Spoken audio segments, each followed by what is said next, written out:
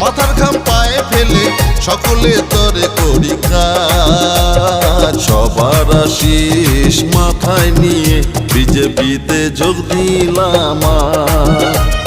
সবার আশিস মাথায় নিয়ে বিজেপিতে যোগ দিলাম।